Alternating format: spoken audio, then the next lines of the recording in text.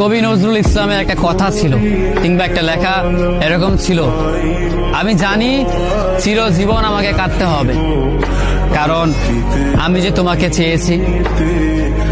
আসলেই আমি যে তাকে চেয়েছি এই জন্য আমাকে সারা জীবন কাটতে হবে, কারণ আমি তাকে কোনোদিন পাবো না, আর পাইনি বলেই আমার কান্না করতে হয়। তাকে আমি প্রচন্ড ভালোবাসি বলেই আমার কান্নাটা আসে, তাকে আমি আমার করে পাইনি বলেই আমার কষ্টটা হয়। কবি নজরুল ইসলামের লেখাটা খুব দারুণ ছিল।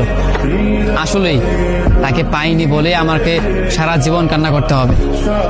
যদি সে আমার এই ভালোবাসাটা বুঝতো, আমার এই অসীম ভালোবাসাটা বুঝে আমাকে একটু বলতো যে আমি অন্যদের মতো কখনোই তোমাকে ছেড়ে যাব না, তাহলে বিশ্বাস করুন পৃথিবীতে হয়তো আমার চাইতে সুখী মানুষ আর কেউ হতে পারতো না।